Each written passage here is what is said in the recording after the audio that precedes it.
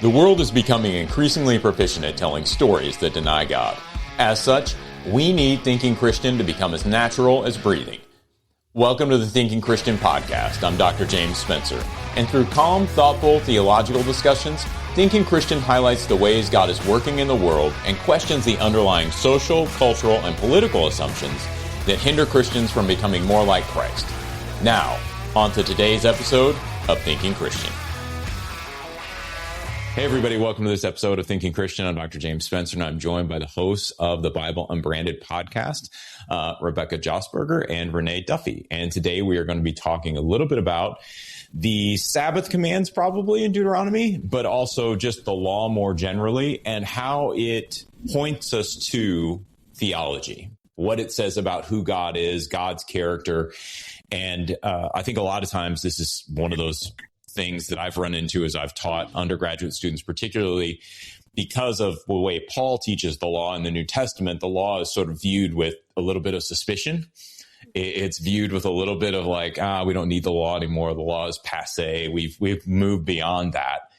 And what I often find I have to do is sort of rehabilitate students to know the law is actually really crucial and important, and it isn't what you quite think it is. Yeah, and so that's kind of where we'll go today, but I'll open the floor. And maybe, I don't know whether either of you resonate with that as you've taught or talked about the law with other folks. Renee, maybe I'll start with you. Have you had that same experience, or what's your experience with people kind of thinking about the law maybe as a set of rules and do's and don'ts or what have you?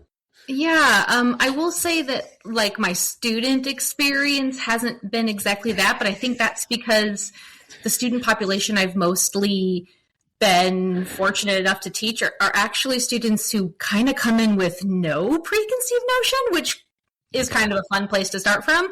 But where I have experienced that is like in my everyday church experience. I feel like that exact kind of notion is often perpetrated from the pulpit. This just kind of idea that like it's an easy thing to throw under the bus in service of raising high the grace of Jesus, which is deserved to be raised very, very high. However, you're actually kind of doing a disservice then to the grace of Jesus if you don't also have a really useful and at least sort of robust understanding of the theology that does come from the law. So it is something that I feel rather regularly as someone who studies the Old Testament primarily, and that there's that piece kind of shows up in the more like the culture of Christians who just think kind of flippantly about law and grace. Well, it is really interesting because I would say that's been my experience largely as well, except maybe when it comes to the Ten Commandments. Okay. Right? Because the Ten Commandments are far more intelligible, I think, to people. In other words, when it says, thou shalt not steal, we get that. Mm-hmm. Right? It's not like, to reference back to our previous episodes, not very many people have oxen. And so when they're reading, don't muzzle your oxen while you're treading grain, they're going, how in the world does this relate to me? Why is this even here? Sure. What does this look like? I think you actually have the opposite problem with the Ten Commandments. And Becky, I'll throw this question to you. But to me, it's almost like the familiarity has bred out a lot of the theology from these, because it's just intuitive now that we shouldn't steal. It's intuitive now that we shouldn't kill. It's isn't that just normal human stuff? I agree.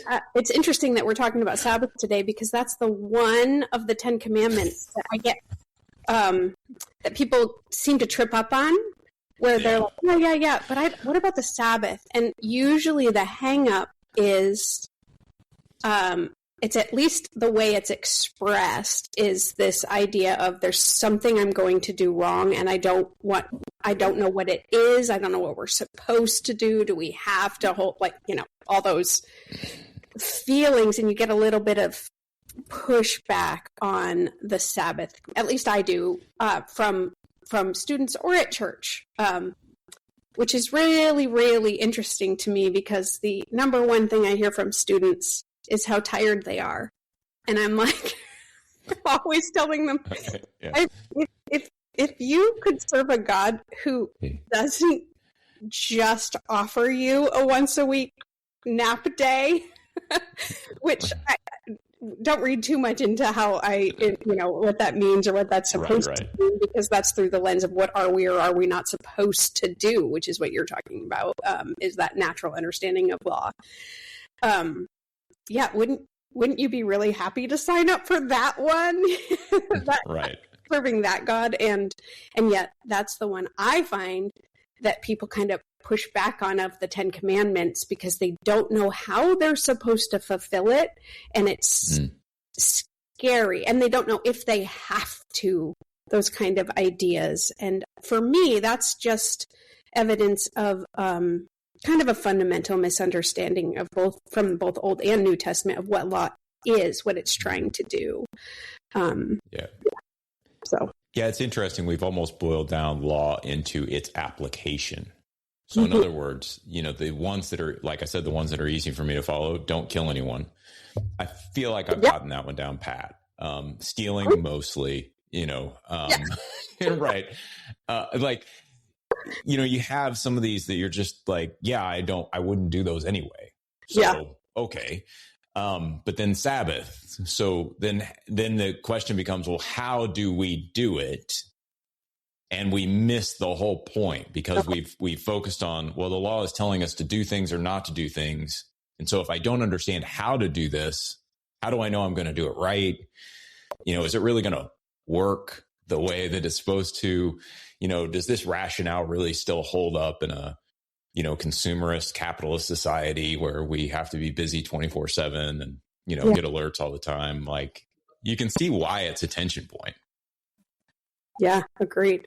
I don't want to get us off track of the Sabbath, because I want to talk about that. But another one of the 10 Commandments that sort of opened my eyes to the fact that I might be reading them too, I don't know, without the right questions in mind. But I remember translating them, not for the very first time, but for the first time as a teacher. So, you translate differently. You're like, I have to know how to answer the questions. And I got to, thou shalt not covet. And because we use the word covet, I assumed somehow, I didn't even know I assumed, that this was a special Christian kind of thing that's like way worse, like up there with murder. And then I translate it, and it's just the word for desire or want. And I'm like, oh, shoot. Here I was convinced I could at least avoid coveting, because that sounds so bad. But nope. Do I want things that my friends have and sit there all day Pinteresting them and wondering why they got them and I didn't? Well, duh. So that was like, whoa, maybe these aren't as like, oh, yeah, 100%. We just put those up on the wall and we all have those, and those are just part of natural humanity, right and wrong, deeply inbred. So anyway, that's my confession. Yeah. No, it's good. I think, coveting's always been a little strange for me too, because you do get in the New Testament, you have certain translations of coveting, which is idolatry. Yeah. Right. And so it's like, well, desiring something that someone else has is idolatry. That's a strange one. But I think those are helpful. I really do, because just like Sabbath, it points us away from, how am I supposed to avoid doing this? And it like, how do I even differentiate that from stealing? Like, I'm desiring it, but I'm not taking it. Like, is that what's happening? Like, I think those curious parts, where the parts that we don't get sort of shove us into bigger questions of, maybe I'm just reading all of these wrong. Right. It's a really interesting conundrum with those commandments.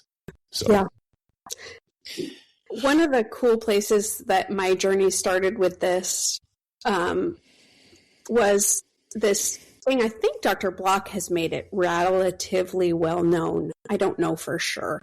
I have yet to teach it in a class and have students go, oh yeah, I read that. Unless they heard it from another class. But there's this mindset in the ancient Near East that is made known to us. You guys have probably heard of it, of course, but it's called a prayer to any god. And It's an ancient prayer. We have a number of different copies of it. It's probably older even than the copies we have, but it's been preserved in a couple different forms. So it was probably, I don't want to like compare it. Let me compare it to like, now I lay me down to sleep or something. It's probably in the water, in the cultural water. And Sure. It's a prayer in a polytheistic culture where there are many gods. When something goes wrong in your life, and we can tell this by reading the prayer, when something's gone wrong in your life, obviously that's been controlled by the gods, and the petitioner doesn't seem to know which god. So it's, oh God, I may or may not know, the goddess I may or may not know, and it goes on like that forever. It sounds almost like Dr. Seuss when you read it, because it's just, it just keeps going. And It's the sin I may or may not have committed, and he talks about his eyes have looked on something, maybe his hands have touched something, maybe his feet have done. He doesn't know what he did, and he doesn't know what God is mad at him, and he doesn't know what he did, and then he doesn't know what to do to make it right. And it's kind of, it seems to, to point us to one of the fundamental crises of humanity in the ancient world. And it's really interesting. I'll read that aloud in class, and then you read the 10 Commandments in either Deuteronomy or Exodus, and it starts with, I am the Lord your God, with his personal name. This is who I am. So he's identified right off the bat. And then, he tells them, like, this is the kind of God I am. I'm the one who rescued you. And then he goes on to tell them kind of the 10 things they need to do. I can't get all 10 fingers in this frame here. Right. But it's a pretty simple, probably, memory device where, like, there's 10 of them. There you go. And we know that there's more than 10 things they need to do, but just kind of boiled down. And we, interestingly enough, in our culture, as New Testament believers, often look at that and feel relief that we are not bound to those 10 things. We are saved by Jesus Christ. Right. And I believe the Old Testament characters were too. I mean, this God's plan for the world is universal, but these 10 things that are given them are actually quite gracious and very comforting, because how else do you know what you're doing wrong and who you're wronging? And you see that theme picked up over and over again when the psalmist will celebrate that it points out the error of their ways. Those kinds of things. Like it gives them definition and boundaries in a world where that is absolutely longed for. And that was one of those just moments where I thought, I really don't know that I do understand the grace that is given with the laws. And then if you guys want to jump into that, there was a second step, and that is when beginning to understand ancient Near Eastern laws. I have read, I think, just about all the ones there are. I love reading ancient Near Eastern law, like over and over and over again, translating pieces of it wherever possible, even if I have to like kind of learn the ins and outs of a new language, not solidly, but love ancient Near Eastern law. And one of the things that fascinates me is that whenever we have a preamble to the ancient Near Eastern laws, the page at the front that tells why they're being given, the impetus for ancient Near Eastern law is that it demonstrates the strength and the character of the king. If kings are, we all know this probably, but we don't think about it too often. If kings are strong, they can get larger boundaries. Their military can, conquer more.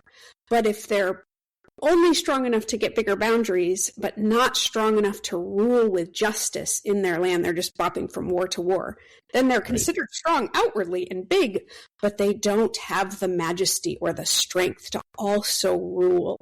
And what a law does in the ancient Near Eastern world, and even today, it expresses the amount of sovereignty that a king has, that they can uphold those laws. And then And then it shows the character. So many of them talk about it will reveal the justice, which interestingly enough in Hebrew is the same word for righteousness. I don't know that they're always used the same way. That's a whole nother study, but it shows the righteousness of God. So God's showing his character. And Deuteronomy 4, you've mentioned, praises the law as evangelistic. It shows the world his presence with them, their wisdom. And that's an entire, those two steps, I had to do an entire shift of mind of what is this thing? Am I glad that I'm not out from under it? Or am I going to look at it differently as this gift of what God basically showing who he is. You can't really do law, biblical law, without doing theology, because if he requires something, he's showing you what he values and who he is. So it's all theological, all biblical, in my opinion, as I study it. No, I don't disagree. And I would just tag on to what you just said there. Am I happy that I'm not underneath the law? I think the answer to that almost has to be no. When the world is just too much, turn it off and turn on positive, encouraging K-Love. I'm gonna praise. World off. K-Love on. K-Love is sunshine for my soul. I love K-Love. Listen now on your radio, online, or on the free K-Love app. K-Love makes me feel so good. Positive, encouraging K-Love. Because when you go through into New Covenant passages, the one I love the most, Ezekiel 36, 26, and 27. Mm-hmm. I will turn your hearts of stone into hearts of flesh, and I will put my Holy Spirit within you. And some translations say cause you, but I think it's probably more the sense of make you, enable you, remake your heart. It's asa there. And I will enable you to keep my laws, my statutes, and my commandments. And so even as you're envisioning the Spirit coming into our hearts and this complete and total renewal, you're not escaping the law.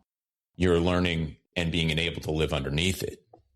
And this is the way it's pictured in those New Covenant passages. We see it probably something similar in the what we know as the Great Commission.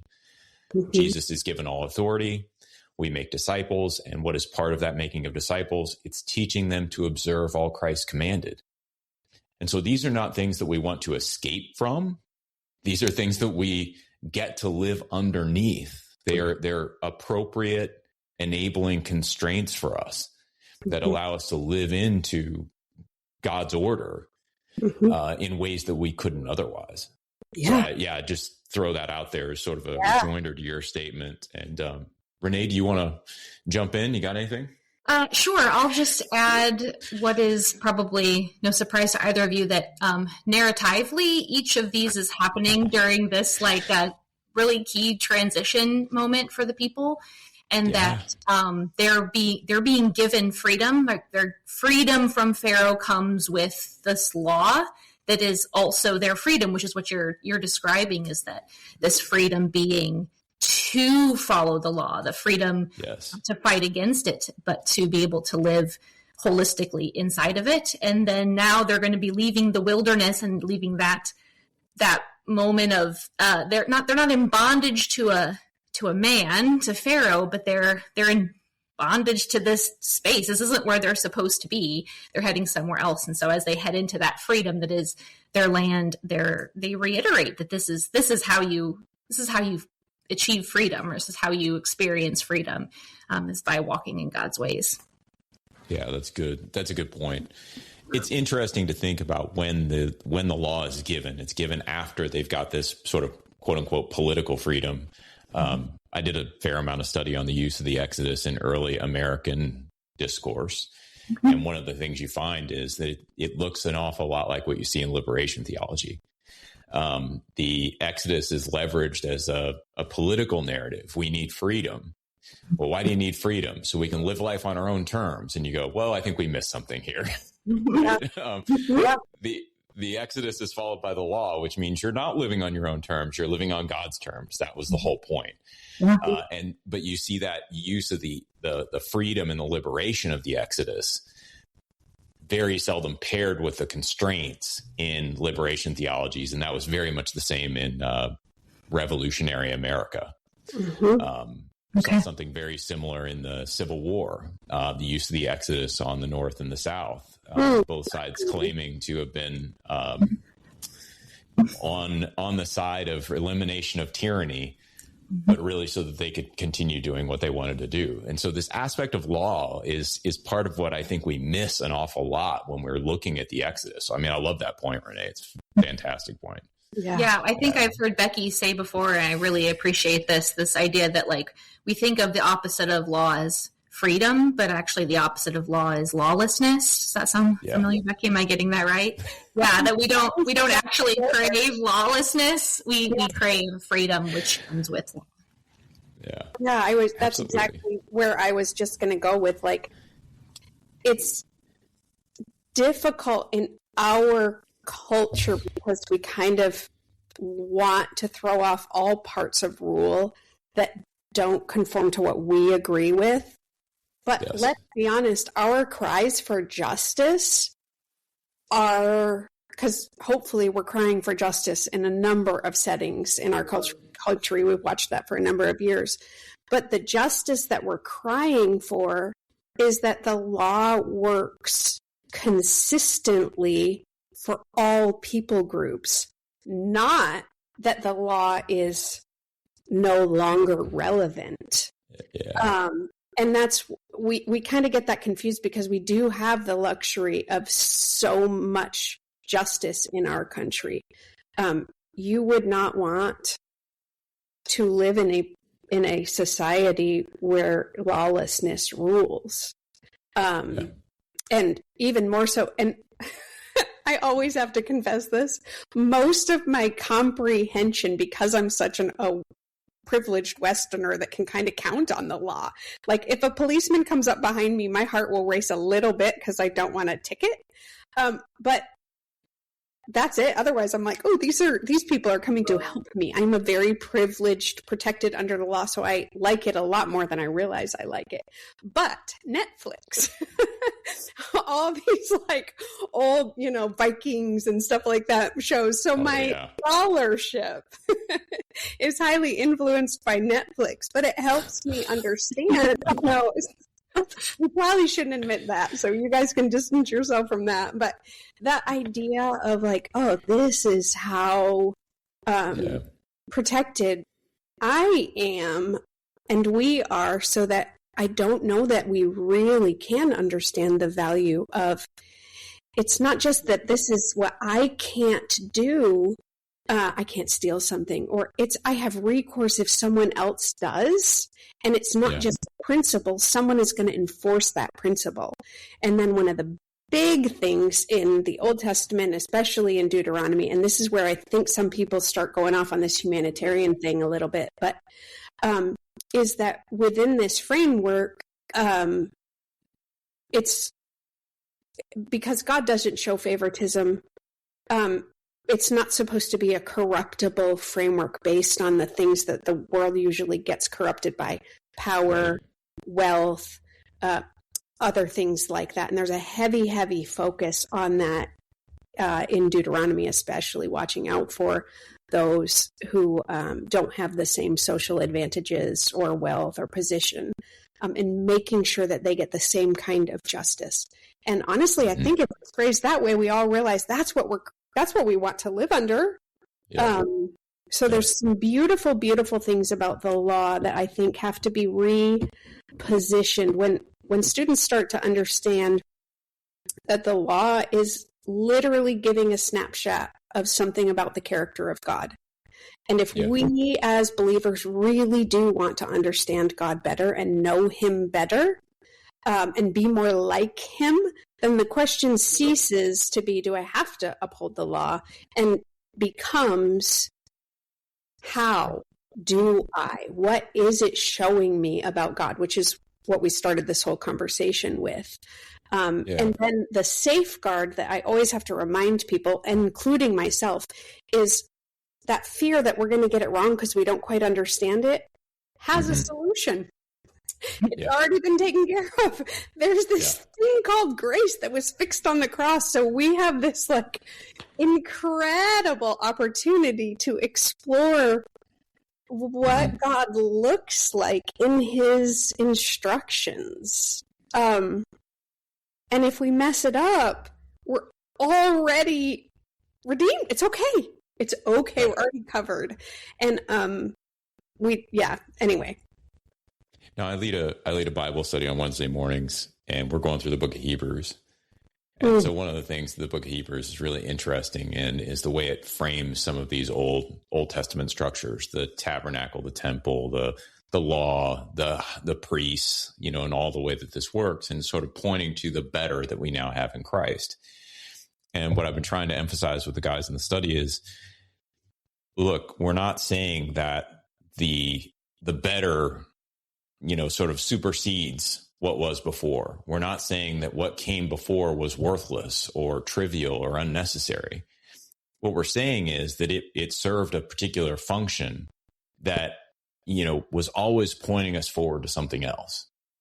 And I think that even as we look at it and we say, well, we have this sort of grace and we can receive redemption and all the cultic mechanisms that were built in to sort of, atone for sin and seek forgiveness and to worship. It's like these things are gesturing us towards something better down the road. There's still grace there. And yet, even as we're grateful for those things, we can still be yearning for something more. I love in Hebrews this one point where he says, the fact that we still had this outer court, that we could only enter the Holy of Holies once, it should be a reminder, and I'm paraphrasing here, but it should be a reminder that we're not where we want to be yet, because we have to stay in this outer court when where we really want to be is in the Holy of Holies. And it's like, that's just such a beautiful picture. It's like you don't disdain being in the outer court. You're happy to be there, but you also know, but I'd love to be there, right? Like it's such a beautiful picture in Hebrews, I think. Yeah. So I think this being in the law, right? Part of what I think maybe we don't fully grasp all the time when we're talking about the law is, we want to have the law. We want to have an appropriate law, but more than that, we want to be able to live under the law. And this is part of the yearning that we see in the Old Testament is the inability to live under the law, the inability to keep this law so perfectly isn't about, oh my gosh, I've disappointed God. Now I'm going to hell. It's about, this was the ideal and I'm missing it. I'm missing something by not being able to keep this. And that's lamentable. I think that's got to be an aspect of how we think about it, at least. Yeah. Including missing something like missing an abundance in life and also missing a closeness with God, right? Because that's right. Continually the thing that the separation is what is painful for people. It's not be able to go and to approach until they take care of what has happened. Yeah, Renee, that's the number one thing. Yeah, absolutely. I was going to back up on the point you made just a minute ago about Hebrews, which I'm always insanely impressed with someone who can master both testaments. I just seriously. So I read the New Testament as a layperson and I love it. You're going to have a lot to add on that. But one of the things I consistently like to remind my students, that it seems to make sense to them, is that if Christ is better than, it doesn't mean a whole lot if we say Christ is better than a bad thing. It's like, oh, right. I like spinach better than liver. Like, okay, I actually love spinach and hate liver, but you wouldn't know that. You don't know what I'm saying. But if like Psalm 19 suggests that Torah is like this, it's compared to like that, or it's set aside the heavens as this thing that declares the glory of God, That's right. I would argue Torah is the second best picture of God we have in the entire history of the world, with Christ being the first. Yeah. And so it's better than the sun, the moon, the star, everything. And it's better because what it reveals about God is who he is, and we want to know who he is. It's then his character is then lived out through human behavior, and humans are broken. They're living it out in a broken setting, and they make mistakes with it. It's not going to be this utopic thing we think it's going to be. Yeah. But it's the character of God on an imperfect person, where Christ comes and he's the character of God in the person of God. Yeah. Ta-da! Done. Yeah. And then you talk about, I've never quite made this leap, and I don't even know if I want to make it right now, because I don't want to just take my theological paradigms and plug them in somewhere instead of like looking at the text. That's really uncomfortable for me.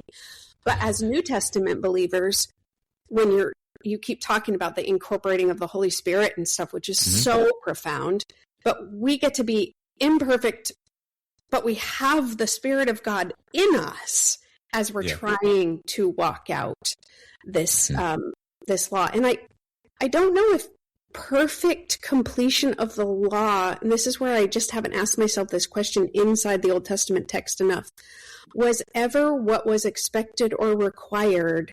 You look at all the characters that are called perfect or complete, David, etc., and they don't keep all of the law, but they're keeping not the spirit of the law. That's not where I'm trying to go with this. They're walking with God and knowing him. Yeah.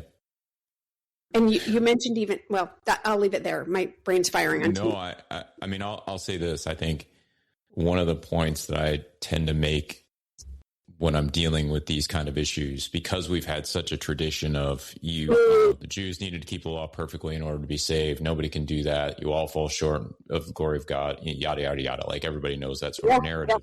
Yeah. But then you go to 1 John 1:9, right? If we confess our sins, he is faithful and just to forgive us our sins and cleanse us of all unrighteousness. Now, if we don't take that as a straight condition, right? So that if we don't confess our sins, he's not faithful and just to forgive us, right? If we take it as evidence and inference, right? That part of the evidence that God is faithful and just in forgiving our sins is that we do confess our sins. There's this recognition that we are part of, we could probably frame it like this, although it's a little dangerous, but obeying the law, part of being obedient, part of being a righteous person is agreeing with God that some of the things we've done are wrong and turning from those. Yeah. It's a built-in mechanism, similar to what you see in the sacrificial system, right? Yeah. There's an assumption that the Israelites are not going to keep the law. That's a big portion of the entire Pentateuch. Like, it takes up a whole bunch of space. And there's ways to make it right. Yeah, sure. That's right. You have to have a way of sort of reorienting this. So you say, I have done all these bad things, and here is what I'm offering as atonement for these, as forgiveness for these. I'm worshiping you. Like, it's a true act of contrition. And I think that some of the people that are called that, Abraham always obviously comes to it through Isaac. David, expresses contrition, real contrition in a variety of ways. You see these things happen across time and you go, okay, it isn't just about doing this perfectly. It's also about aligning oneself so closely with God's order that you refuse to live for long misaligned with it. Mm-hmm. Something around that is kind of what I'd want to say. Mm-hmm. Yeah. One of my questions, and maybe I can ask you this right now, and I don't have an answer to this one. I have what I assume is an answer, but I have found that other people think differently. And I'm not sure how, so that's what I'm asking. This assumption that you identify really well, that we often push back on, that the law was somehow made, given, so that people could live a good enough life so that God could be with them. Mm-hmm. When I say that out loud, it sounds totally contrary to the character of God as explained everywhere else in Scripture, and the capability of man, the idea that we could save ourselves even if we got everything right. And I don't understand how, this sounds awful. There's a better way to say this, but I don't understand how Christians can assume that. I'm sure there's a way because lots of Christians do, but even where it's, the people break the very first commandment, have no other gods before me, they make, or don't make another likeness that represents me, and they make this golden calf, and God says, okay, I'm going to wipe you all out, and I'm going to start over with Moses, and Moses is like, no, please don't leave us, and we won't go anywhere without you, and God's like, okay, and this whole thing, this reconciliation happens, and when that reconciliation happens, we don't see really any evidence of, we see the punishment, but it's not like, and then Israel walked rightly. And so God was able to come down and live with them. Instead, there's reconciliation, and the next thing they do is build the temple, and then he shows up. So I have had to jettison a long time ago, just on theological grounds, the idea that, like, there was one way of salvation and then God changed his mind. Like, I can't fathom a world in which I'm going to be able to save my... And I know you weren't referring to that either. You were building it as a... But are there actually, like, are there actually people who believe that? So I think there's a common misconception around it. So this was probably 97, 98, where I started doing research on the new perspective on Paul. And this gets into E.P. Sanders and covenantal nomism and a lot of words that people listening to this may not even understand. But essentially, there is a movement within Pauline scholarship to say that we got the Second Temple background and understand. What do you do when the world around you is falling apart? It's amazing to me how many people are breathing air. They're going about their business and doing the things you're supposed to do. But if you really ask them, they know that on the inside, they are spiritually and emotionally and relationally dead. If we're not careful, all of us can experience that death. When what we need to do, even as the world around us is falling apart, we need to learn how to march when it would be easier to stay where we are and die. Join me each week on the March or Die Show as we discuss that and so much more. Understanding of the way the Jews thought wrong. And I think so much of this is driven and sort of anachronistically read back onto the Old Testament. From this notion that Second Temple Jews somehow thought that keeping the law was saving them or justifying them, using that very Christian language that we have. And it's probably, in my mind, as I've read through all of that different scholarship and, looked at different things, what I would say is, I think the Jews were struggling to understand, how do we align ourselves with God's order in this setting without the temple? Yeah. How do we do it without remaining clean because we're being defiled every day by Gentiles? And so they start being more stringent on what they can control, which is keeping various aspects of the law. And this, they're hoping, I think, is keeping them as aligned with God's order as they possibly can be, given the situation that they're in. But I think overall, there's just sort of a misunderstanding, probably partially due to what law actually does, right? Some of the stuff we talked about earlier.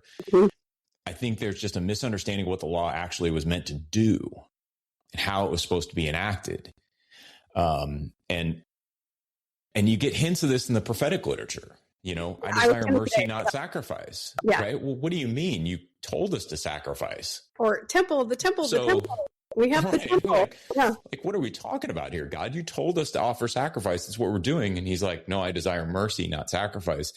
And so you get this sense that the law is not a set of rules that if you miss one, you have to, whip yourself, or something like that, right? what you get the sense of is that there is a thrust of the law that involves some of the things we've been talking about, knowing and understanding what it means to live with God. And that when that law is applied in a more stringent recipe-like fashion, right? To bake a cake, you always have to put the mix in the bowl first, and then you have to add the egg, and then you have to add the, like, when it gets to that point, then you kind of know you've gotten the law wrong. Yeah. So I think that's how it comes in, Becky. That's a real, like, okay. Thank you. That'd be my guess on it. Okay. I'll say my relatively informed guess. Yeah. Thank you. Yeah, yep. That makes sense. Yeah. Well, let's, so we don't let the episode get away from us without ever addressing the 10 Commandments.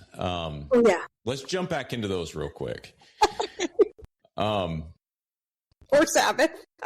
Yeah. I mean, I think so here's a question for both of you. So here's the way I sort of have thought through the 10 Commandments over the years. And this is informed by the way I studied Sabbath.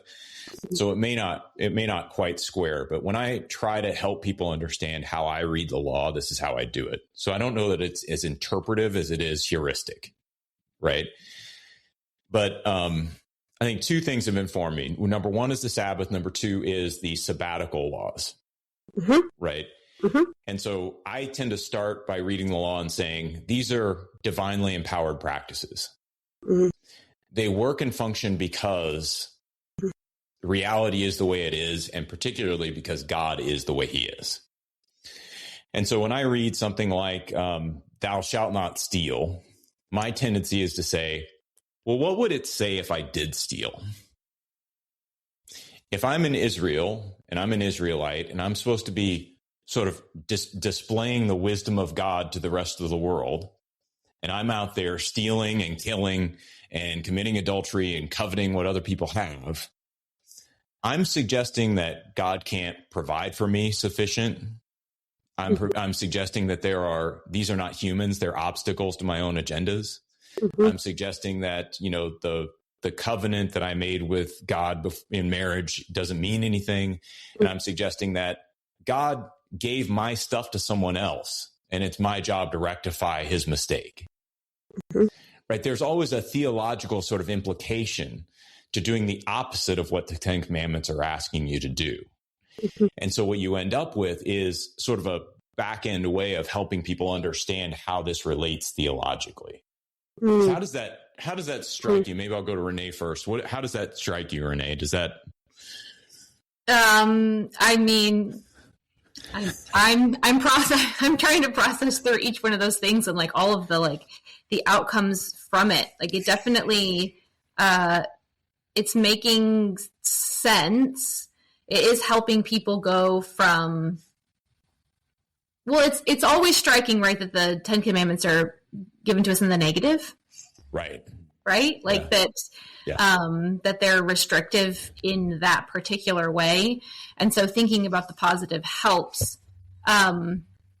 Overarching all of those things then can always bring us to this place of who is in control. Is it me or is it God? So I think that even being able to see that and being able to acknowledge my rightful place below God shows up in each one of those in a really helpful way. What are you thinking, Becky? No, 100%. Mm-hmm. Yeah. I'm curious. I want to hear you talk about the Sabbath. Okay. He's going to keep bringing it up until he does. I'm just going to keep going. Sorry. I mean, if you were going to respond. It's fine. No, I think it's good. I think the Sabbath was always interesting to me, not because I felt like I needed a break, but because you could do comparative work between Exodus 20 and Deuteronomy 5. Yeah. And comparative work that you really can't do with any of the other commandments. It's not like there's no other differences. I wouldn't say that, but the Sabbath command really does have a lot of differences. And so if you read, for instance, in Exodus, the Sabbath command is rooted in creation. And so what we see really in Exodus is that the Sabbath is a reflection of the created order. It's ordering time. right? And so this time is to be sacred. If God created the world in 6 days and rested on the seventh, then you keep your seventh day sacred as well. It's a way of ordering time.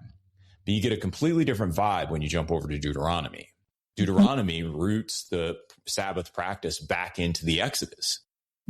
So you're to remember the Exodus as you Sabbath. The Sabbath is a mechanism for remembering. It's a way of demonstrating that you understand that you're no longer under the thumb of Pharaoh and that you live in a different domain and kingdom now. And that conditions some of the other differences that you see between these two commands. For instance, like in Deuteronomy, and an ad just popped up on my internet Bible, so now I can't see it. Such poor timing. But there's a little phrase that comes in here in verse 14, the end of verse 14. So, you're supposed to Sabbath, everybody's supposed to Sabbath. On it, you shall not do any work. You, your son, your daughter, your male servant, your female servant, you or your ox, or your donkey, or any of your livestock, or the sojourner who's within your gates, that your male servant and your female servant may rest as you. That little as you isn't actually available in Exodus. Now, there's some other differences, but that as you is not there in Exodus. Mm-hmm. And so that's brought up this question. You mentioned the humanitarian impulse in Deuteronomy, right? A lot of commentators say, well, this is the humanitarian impulse. Look, God is commanding this so that the male and female servants can rest as well. I tend to take it a little differently. I mean, yes, their rest is sort of a consequence of this, but the reality is if we look at Sabbath across the scriptures, part of what you see is that it's not really you're not really taking a Sabbath if you've got your slaves out in the field, like taking care of things, right?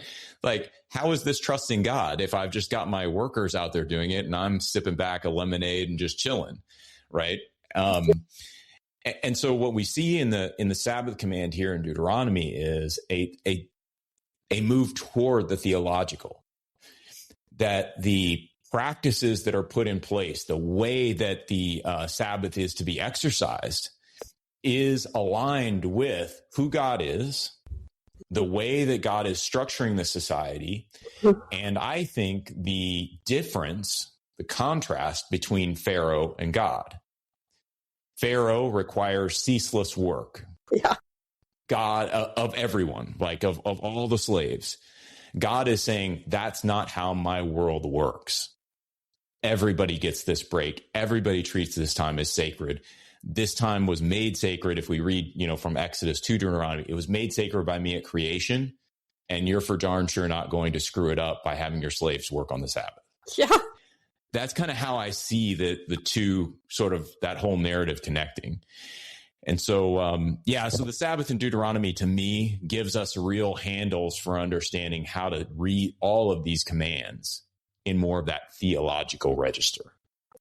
This is so exciting for me because my work for so long has been so teaching focused that I haven't always gotten to dialogue with other people who have worked on the same things that I've been working on. And so in my independent little, conclave of my office, I have spent years with this Sabbath command and doing very similar things. And hearing you talk about this, I'm so lit up.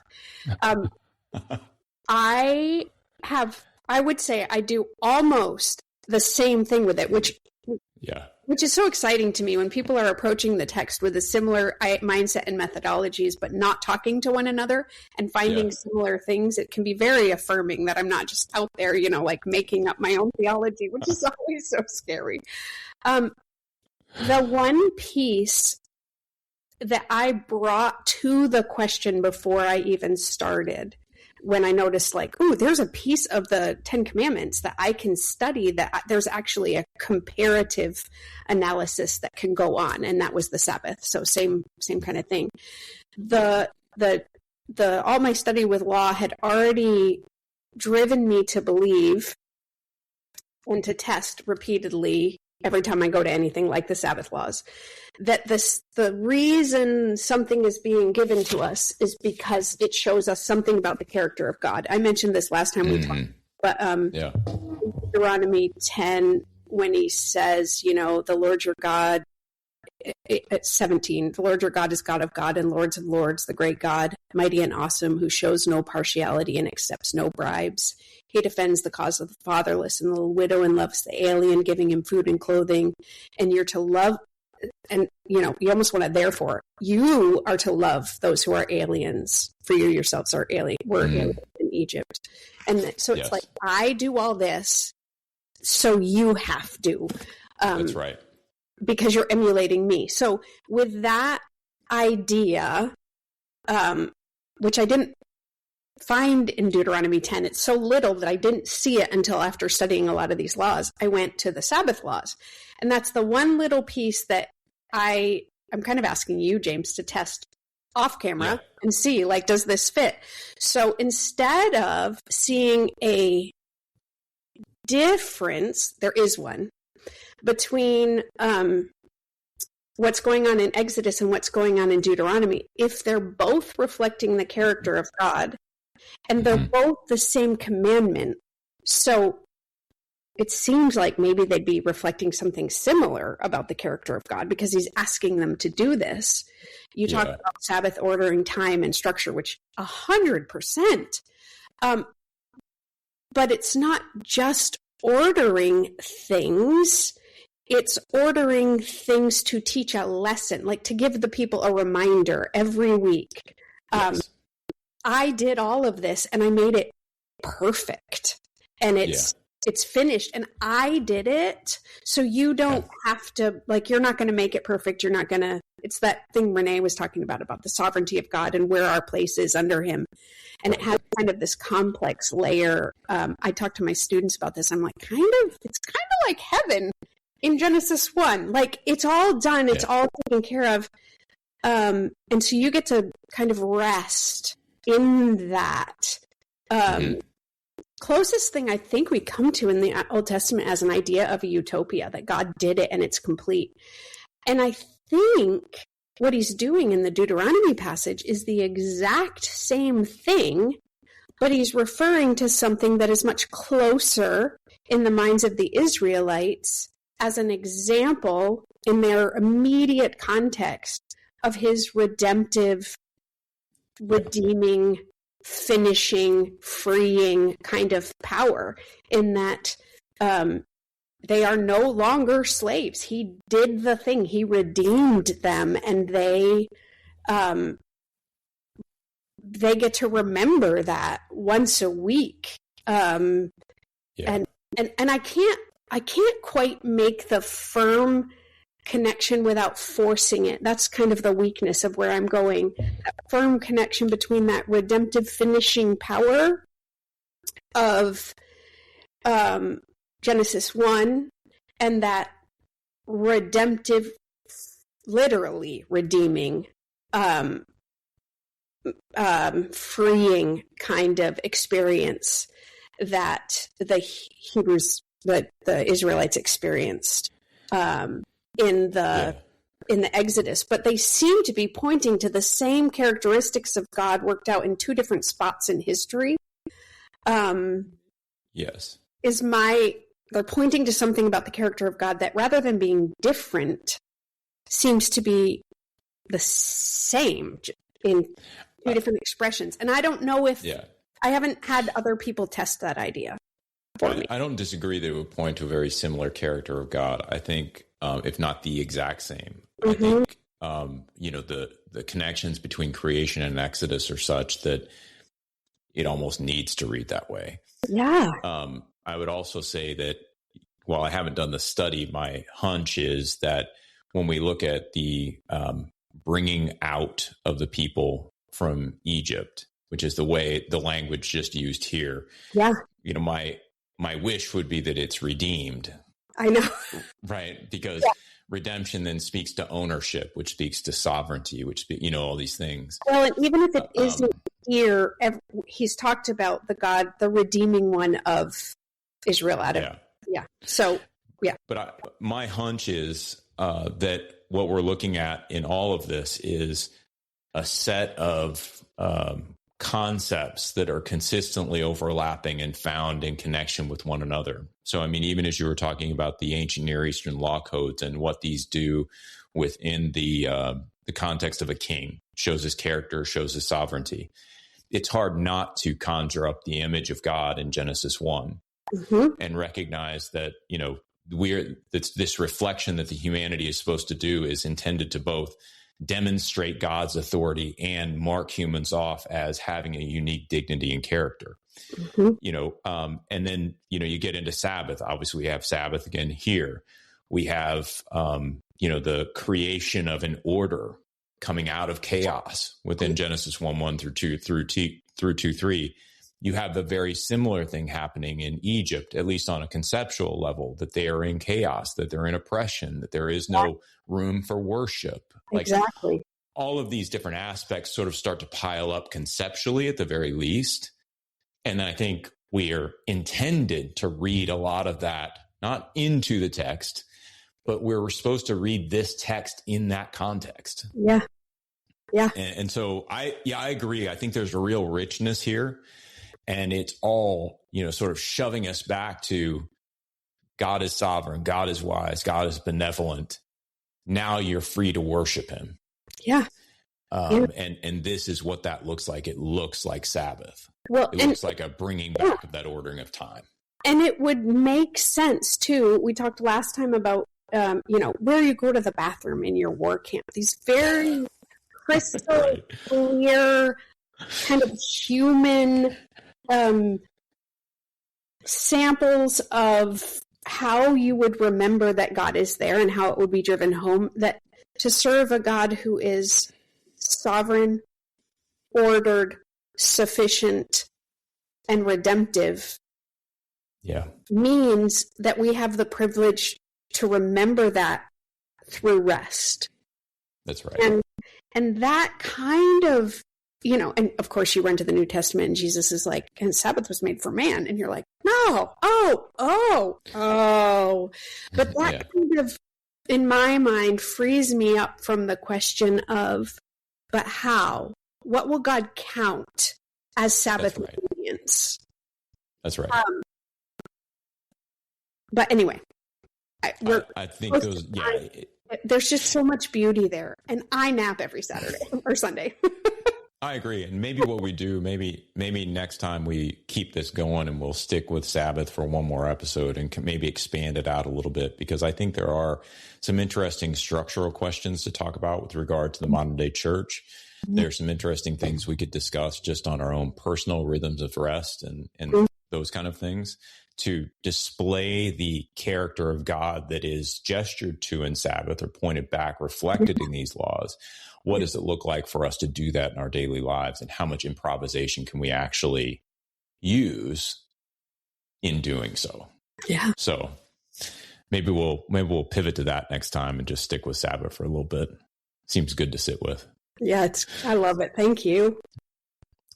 Very cool. Well, we're going to have to call this episode done for the moment, but we'll be back next time. We'll be talking a little bit more about Sabbath. So Becky, Renee, thank you very much for being here. Everybody, thanks for listening, and we'll catch you on the next episode of Thinking Christian. Take care. I just want to take a second to thank the team at Life Audio for their partnership with us on the Thinking Christian podcast. If you go to lifeaudio.com, you'll find dozens of other faith-centered podcasts in their network. They've got shows about prayer, Bible study, parenting, and more.